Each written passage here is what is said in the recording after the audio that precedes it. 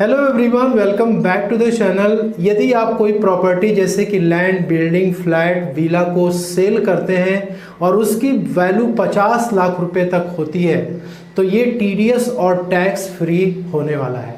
जी हाँ दोस्तों, ये जो रूल अप्लाई होगा वो फाइनेंशियल ईयर 25 और 26 के लिए अप्लाई होगा, जिसका असेसमेंट ईयर 26-27 है। तो प्रॉपर्टी पे किस तरीके से टैक्स लगाया जाता है ये इम्पॉर्टेंट है। इस पे दोस्तों लगता है कैपिटल गेन टैक्स। मतलब आसान भाषा में कहें तो एक प्रॉपर्टी को सेल करने पे जो प्रॉफिट होती है उस पे आपको टैक्स गवर्नमेंट को पे करना होता है। तो ये कैपिटल गेन कैसे निकलता है प्रॉपर्टी के केस में, इसको पहले हम समझ लेते हैं, फिर इस पूरे मैथमेटिक्स को हम क्लियर कर देंगे कि कैसे ये टीडीएस और टैक्स फ्री होने वाला है। तो दोस्तों काफ़ी प्रैक्टिकल वीडियो होने वाली है, तो चैनल को सब्सक्राइब कर लीजिए और वीडियो यदि आपको पसंद आती है तो इसे लाइक और शेयर करना ना भूलिएगा। कैपिटल गेन प्रॉपर्टी पे निकालने के लिए आपको चाहिए होता है सेल वैल्यू और दूसरा होता है cost of purchase. Sale value निकालने के लिए आपको एक्चुअल वैल्यू चाहिए। तो प्रॉपर्टी की एक्चुअल वैल्यू का मतलब ये होता है कि जो प्राइस आप एक्चुअल में चार्ज करते हैं, जिसको कि आप मार्केट वैल्यू भी कह सकते हैं। कोई ज़मीन आप बेच रहे हैं, फ्लैट बेच रहे हैं, आपको उतनी वैल्यू रिसीव करनी है। और दूसरा होता है stamp duty value. Stamp duty value का मतलब होता है कि ऐसी वैल्यू जिसपे कि आप गवर्नमेंट को टैक्स पे करते हैं या स्टैंप ड्यूटी पे करते हैं। ये stamp duty value circle rate के हिसाब से निर्धारित किया जाता है। मतलब जिस लोकेशन में आपकी प्रॉपर्टी है उस लोकेशन, उस एरिया का तहसील में एक सर्किल रेट डिसाइडेड होता है, उसके अनुसार स्टैंप ड्यूटी चार्ज की जाती है। तो दोस्तों एक्चुअल वैल्यू और स्टैंप ड्यूटी वैल्यू दोनों में से जो ज़्यादा होता है वही क्या हो जाता है, आपका सेल वैल्यू हो जाता है। लेकिन इनकम टैक्स लॉ में एक इसमें इंपॉर्टेंट अमेंडमेंट किया गया कि यदि एक्चुअल वैल्यू और स्टैंप ड्यूटी वैल्यू में 10% का डिफरेंस यदि आता है, उस केस में जो एक्चुअल वैल्यू आपका होगा उसी को सेल वैल्यू माना जाएगा। अब यहाँ पे क्या हुआ कि जो एक्चुअल वैल्यू है, जो कि प्राइस आप चार्ज कर रहे थे, उसका 110% भी यदि आपका स्टैंप ड्यूटी वैल्यू है तो उस केस में स्टैंप ड्यूटी वैल्यू आपकी सेल वैल्यू नहीं मानी जाएगी, एक्चुअल वैल्यू ही वहां पे कंसीडर किया जाएगा। एग्जाम्पल के लिए मान लीजिए कि कोई प्रॉपर्टी आपने 50 लाख रुपए की सेल की हुई है और उसकी स्टैंप ड्यूटी वैल्यू कितनी है, 55 लाख रुपीस है। तो दोस्तों इन दोनों का डिफरेंस निकालेंगे तो 10% आता है। तो यहाँ पर ये जो सेल वैल्यू होगा वो 55 लाख रुपीस नहीं लिया जाएगा बल्कि 50 लाख रुपीस लिया जाएगा।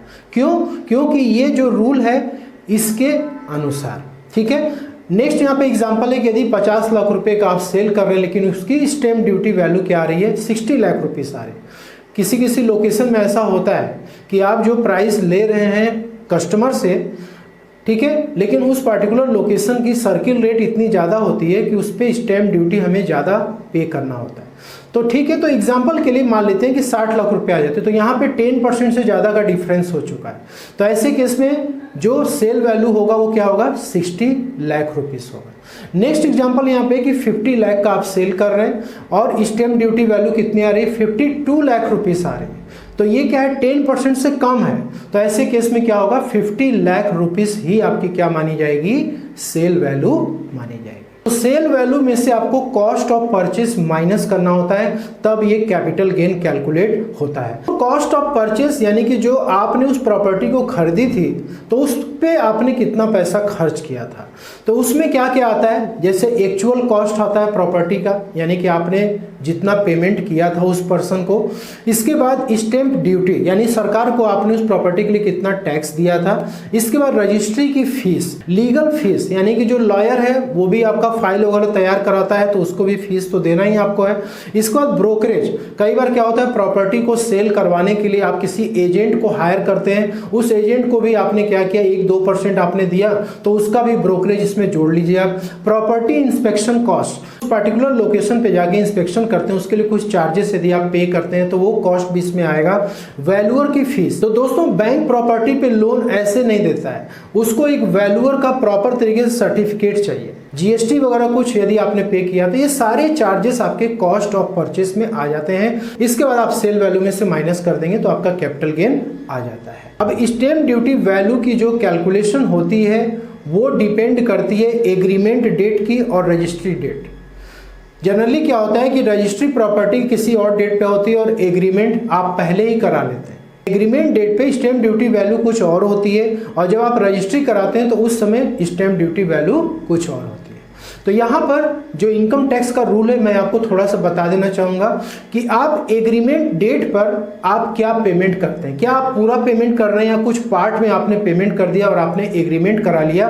पेमेंट भी लोग कैश में करते हैं या फिर बैंकिंग चैनल के माध्यम से करते हैं। इन दोनों के लिए अलग अलग रूल्स एप्लीकेबल है। तो सबसे पहला सिचुएशन ये है कि स्टैम्प ड्यूटी वैल्यू एग्रीमेंट के दिन कितना 25 लाख रुपए है और जिस दिन आप रजिस्ट्री करा रहे हैं प्रॉपर्टी का उस दिन 28,50,000 रुपए है। लेकिन आपने क्या किया, पेमेंट जो किया आपने एग्रीमेंट के पहले कर दिया था, कैश में कर दिया। तो यहाँ पे दोस्तों जो स्टैम्प ड्यूटी वैल्यू काउंट की जाएगी वो 28,50,000 की जाएगी, क्योंकि सेक्शन 50C के अनुसार जो भी पेमेंट आप कर रहे हैं प्रॉपर्टी के केस में यदि एग्रीमेंट के टाइम पे या उसके पहले तो आप उसको बैंकिंग चैनल के माध्यम से करिए। मतलब कि चेक के थ्रू, डीडी के थ्रू, आरटीजीएस हो गया, नेफ्ट हो गया, ठीक है, इसके थ्रू आप करिए। यदि आप कैश में करेंगे तो जो हाईएस्ट स्टैम्प ड्यूटी वैल्यू होगी वो एप्लीकेबल हो जाएगी, ठीक है। इसके बाद सिचुएशन नंबर 2 क्या कहता है कि यदि स्टैम्प ड्यूटी वैल्यू 26 लाख रुपए है, इसके बाद रजिस्ट्रेशन के टाइम पे 30,50,000 है, लेकिन आपने एग्रीमेंट कराने के बाद आपने क्या किया है, पेमेंट किया हुआ है, कुछ आपने मिनिमम अमाउंट दे दिया। इसके बाद एग्रीमेंट हो जाने के बाद आप क्या कर रहे हैं, पेमेंट कर रहे हैं। ऐसे केस में आप अकाउंट पे ही चेक दे रहे हैं तो यहाँ पे क्या होगा, स्टैम्प ड्यूटी वैल्यू 30,50,000 रुपए ली जाएगी, क्योंकि रूल ये कहता है कि आपको एग्रीमेंट के डेट तक यदि आप पेमेंट करते हैं अकाउंट पे ही चेक या बैंकिंग चैनल के माध्यम से जो भी है, आपका जो स्टैम्प ड्यूटी वैल्यू काउंट होगा वो एग्रीमेंट डेट वाली काउंट होगी। थर्ड सिचुएशन यहाँ पे है कि 22 लाख रुपए एग्रीमेंट डेट की वैल्यू है, रजिस्ट्री डेट पे 28,50 है और आपने क्या किया, एग्रीमेंट के पहले आपने अकाउंट पे ही चेक दे दिया। तो इस केस में देखिए 22 लाख रुपए क्या हो रहा है, स्टैम्प ड्यूटी वैल्यू ली जा रही है। तो दोस्तों ये काफ़ी इंपॉर्टेंट है सेक्शन 50C, क्योंकि यहाँ पे स्टैम्प ड्यूटी वैल्यू जो भी चार्ज किया जा रहा है ये आपके एग्रीमेंट डेट और रजिस्ट्रेशन डेट के अनुसार ये निर्धारित होता है। दोस्तों यहाँ पे हम बात करते हैं कि यदि 50 लाख रुपए तक की प्रॉपर्टी आपने सेल की हुई है फाइनेंशियल ईयर 25 और 26 में, तो किस तरीके से आपका टीडीएस यहाँ पर माफ़ होने वाला है या फिर आपका टैक्स जो है यहाँ पे 0 होने वाला है। तो यहाँ पे दोस्तों कुछ कॉलम हमने प्रिपेयर किया हुआ है। उसके पहले हम बात करेंगे कि ये जो भी कैलकुलेशन आप देख रहे हैं ये शॉर्ट टर्म कैपिटल गेन के केस में एप्लीकेबल होगा। शॉर्ट टर्म कैपिटल गेन का मतलब यहाँ पे ये होता है दोस्तों कि यदि आप किसी प्रॉपर्टी को 24 मंथ या 24 मंथ्स के अंदर, यानी कि 2 साल या 2 साल के अंदर यदि आप उस प्रॉपर्टी को आपने खरीदा और बेचा है और उस पर आपको प्रॉफिट हो रही है, कैपिटल गेन हो रही है, तो उस पर ये रूल एप्लीकेबल होता है। लॉन्ग टर्म के केस में ये रूल एप्लीकेबल नहीं होगा, ठीक। तो यहाँ पर अब जो कॉलम हमने लिया हुआ है, जैसे डेट ऑफ परचेज है, डेट ऑफ सेल है, एक्चुअल वैल्यू क्या है प्रॉपर्टी की जो कि आप कस्टमर से ले रहे हैं, स्टैम्प ड्यूटी वैल्यू क्या है उस प्रॉपर्टी की। और दोस्तों एक्चुअल वैल्यू और स्टैम्प ड्यूटी वैल्यू को कंपेयर करने के बाद यहाँ पे सेल वैल्यू हम ले रहे हैं, इसके बाद बाई वैल्यू कितनी रही है और कैपिटल गेन क्या निकल के आ रहा है। टीडीएस यहाँ पे क्या दोस्तों डिडक्ट होगा सेक्शन 194IA में @1% के रेट से यहाँ पे 50 लाख या उससे ज़्यादा की प्रॉपर्टी होती है तो टीडीएस यहाँ पे डिडक्ट होता है।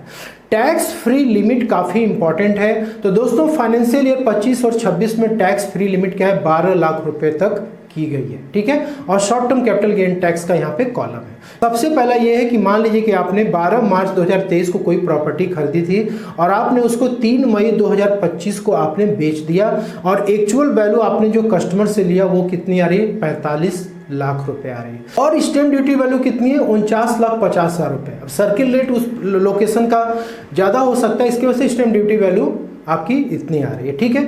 इन दोनों का डिफरेंस देखें तो 10% के आसपास है। तो इस केस में सेल वैल्यू हमारी कितनी आएगी, 45 लाख रुपए आएगी। सेक्शन 50C के अनुसार दोस्तों 10% का रूल यहाँ पर एप्लीकेबल हो जाता है, ठीक है। तो इम्पॉर्टेंट है कि जो एक्चुअल वैल्यू आप ले रहे हैं वहाँ से 110% तक यदि आपका स्टैम्प ड्यूटी वैल्यू आता है तो उस केस में एक्चुअल वैल्यू को ही हम सेल वैल्यू मानेंगे। बाई वैल्यू यहाँ पे 35 लाख रुपए है, जिसमें कि सारे खर्चे आपने जोड़ लिया। कैपिटल गेन आपकी 10 लाख रुपए की आई। टीडीएस यहाँ पे नहीं कटेगा क्योंकि प्रॉपर्टी की जो सेल वैल्यू हमारी आ रही है वो कितनी आ रही है, 45 लाख रुपए आ रही है। तो सेक्शन 194(i)(a) भी यही कहता है कि स्टैंप ड्यूटी वैल्यू या जो प्रॉपर्टी की वैल्यू दोनों में से जो ज्यादा हो। तो यहाँ पे देख सकते हैं आप, दोनों में से कोई भी यहाँ पे ज्यादा आ नहीं है, 50 लाख या उसके ऊपर जाना चाहिए। तो फाइनेंशियल ईयर 25-26 में जो टैक्स फ्री की लिमिट है वो है 12 लाख रुपए की।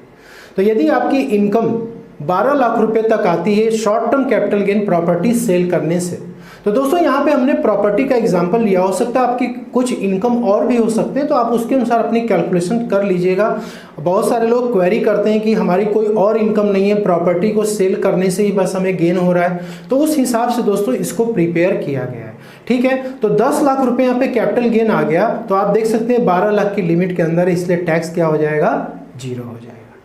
इसका नेक्स्ट सिनेरियो है कि आपने 12 अक्टूबर 2023 को प्रॉपर्टी खरीदा, 10 अक्टूबर 2025 को आपने बेच दिया, एक्चुअल वैल्यू 50 लाख रुपए आपने चार्ज की और स्टैंप ड्यूटी वैल्यू 56 लाख रुपए आ रही है। तो दोस्तों यहाँ पे क्या है, ये स्टैंप ड्यूटी वैल्यू 10% से ज़्यादा क्रॉस कर चुका है, ठीक है। और ये निकलेगा 10% किस पे, एक्चुअल वैल्यू पे, यानी कि 50 लाख पे आपको 10% और प्लस कर देना है। तो 55 लाख रुपए आया और ये 56 लाख रुपए हो चुका है, इसलिए दोनों का क्या हो गया, दोनों में से जो ज्यादा रहेगा उसी को हम सेल वैल्यू मानेंगे। इसके बाद बाई वैल्यू 45 लाख रुपए, कैपिटल गेन 11 लाख का आया और यहाँ पे दोस्तों टीडीएस डिडक्ट होगा क्योंकि जो सेल वैल्यू हमारी वो 50 लाख के ऊपर क्रॉस कर चुकी है। तो यहाँ पे 56 लाख रुपए आ रहा है, तो इस पे 1% के रेट से टीडीएस 56,000 रुपए कट जाएगा और जो बायर है वो आपके पैन नंबर पे इसे डिपॉजिट करा देगा। तो टैक्स फ्री लिमिट यहाँ पे क्या होगी, 12 लाख की है, 11 लाख की कैपिटल गेन हो रही है, तो पूरा क्या हो जाएगा, माफ हो जाएगा। और दोस्तों यहाँ पे जो short term capital gain tax है वो 0 हो जाएगा और यहाँ पे जो टीडीएस आपका कटा है ये दोस्तों क्या हो जाएगा, आपका रिफंड हो जाएगा। इसके बाद नेक्स्ट सिचुएशन है कि 15 जनवरी 2024 को आपने बाई किया, 15 जनवरी 2026 को आपने सेल किया, एग्जैक्ट 24 मंथ्स दोस्तों यहाँ पे आ रहा है। 50 लाख की एक्चुअल वैल्यू, 55 लाख रुपए स्टैंप ड्यूटी वैल्यू, यहाँ पे दोस्तों 50 लाख रुपए हम लेंगे क्योंकि दोनों का डिफरेंस 10% से ज्यादा नहीं हो रहा है। 38 लाख रुपए बाई वैल्यू, 12 लाख रुपए कैपिटल गेन आता है और दोस्तों यहाँ पर टीडीएस डिडक्ट होगा क्योंकि 50 लाख रुपए की वैल्यू हो चुकी है, तो 50,000 रुपीज टीडीएस कट जाएगा और 12 लाख रुपए मेरा कैपिटल गेन भी आया और 12 लाख रुपए टैक्स फ्री लिमिट भी है, इसलिए दोनों क्या हो जाएगा, 0 हो जाएगा। Short term capital gain tax क्या हो जाएगा, 0 हो जाएगा। तो यहाँ पे दोस्तों 50 लाख रुपए तक की प्रॉपर्टी है, उसके नीचे यदि आपका आता है तो उस केस में आपको 1 रुपए का टैक्स नहीं देना है और टीडीएस भी आपके जो भी कटे होंगे वो आपको रिफंड हो जाएंगे। आप 50 लाख रुपए की प्रॉपर्टी आपने सेल करी है, तो दोस्तों ऐसे केस में क्या होता है कि जो रजिस्ट्रार ऑफ प्रॉपर्टी है वो 30 लाख रुपए या उससे ज़्यादा जब होता है तो वो इस ट्रांजैक्शन को रिपोर्ट करता है, एक हाई वैल्यू ट्रांजैक्शन की कैटेगरी में आता है। तो ऐसे लोग जो कि प्रॉपर्टी को सेल करते हैं लेकिन इनकम टैक्स रिटर्न नहीं फाइल करते हैं क्योंकि उनको ऐसा लगता है कि भाई 12 लाख रुपए तक तो टैक्स फ्री लिमिट है, तो हमारी तो कैपिटल गेन इसके नीचे, इसलिए हमको आईटीआर फाइल करने की जरूरत नहीं है। तो आपको ऐसे केस में इनकम टैक्स की नोटिस मिल सकती है। तो आशा करता हूँ कि वीडियो में दी गई जानकारी आपको पसंद आई होगी। वीडियो अच्छी लगी तो लाइक शेयर जरूर करिएगा। मिलते हैं नेक्स्ट वीडियो में। Thank you so much for watching this.